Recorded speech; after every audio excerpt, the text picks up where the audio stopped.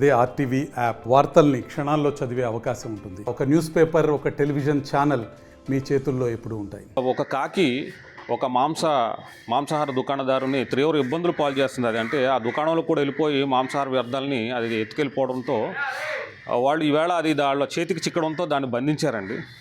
ఆ బంధించిన క్రమంలో ఒక కాకిని బంధించేటప్పటికి వందలాది వేలాదిగా మరి కాకులంతా కూడా ఆ దుకాణం చుట్టూ చేరి అవి కావు కావుమని బిగ్గరగా అరుస్తూ అవి ఒక ఉద్యమంలాగా, ఒక నిరసనలాగా ఆ దుకాణం చుట్టూ తిరుగుతుంటే ఆ దుకాణదారులు కానివ్వండి, ఆ మార్కెట్లో ఇతర వ్యాపారాలు చేసుకునే వాళ్ళు ఒక ఆశ్చర్యానికి లోనయ్యి ఈ కాకి కోసమే ఇవన్నీ వచ్చినాయని చెప్పేసి ఆ కాకిని వాళ్ళు విడుదల చేసేయడం జరిగిందండి.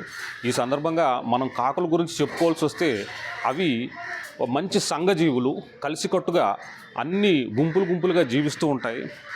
అదేవిధంగా మనుషులకి చాలా చేరువుగా నివసించేటువంటి గొప్ప జీవ వైవిధ్యం కలిగి ఉన్నటువంటి జీవులు కాకులు అని అనేక సందర్భాల్లో మనం చూస్తూ ఉంటాం. ఈ కరెంట్ పోల్స్ మీద కాకులు కరెంట్ షాక్ కొట్టి పడిపోయినప్పుడు మరి వందల కాకులు వచ్చి ఆ చనిపోయిన కాకికి మరి అవి సంతాపాన్ని తెలియజేసే విధంగా అవి ప్రవర్తిస్తాయి. అత్యంత అరుదైన జీవన విధానం కలిగినటువంటి పక్షులు ఈ కాకులుగా మనం చెప్పవచ్చు. కాబట్టి వీటి జీవన విధానం కూడా చాలా రహస్యంగా ఉంటుంది. అవి జతకట్టే విధానం కానీ, మరి అవి గుడ్లు పెట్టే విధానం కానీ ఎక్కడో దూరంగా చాలా రహస్యంగా వాటిని పునరుత్పత్తిని అవి చేసుకుంటాయి. గుంపులుగా జీవిస్తాయి. మన మనుషుల్లో లేనటువంటి జీవన విధానం అంటే మనుషులంతా చాలా అనేక విషయాల మీద విడిపోయి జీవిస్తారు. ఎవరైనా ఒక మనిషికి ఏదైనా ఇబ్బంది కలిగినా కానీ ఈ రోజుల్లో మనం పట్టించుకున్నటువంటి పరిస్థితి చూస్తాం.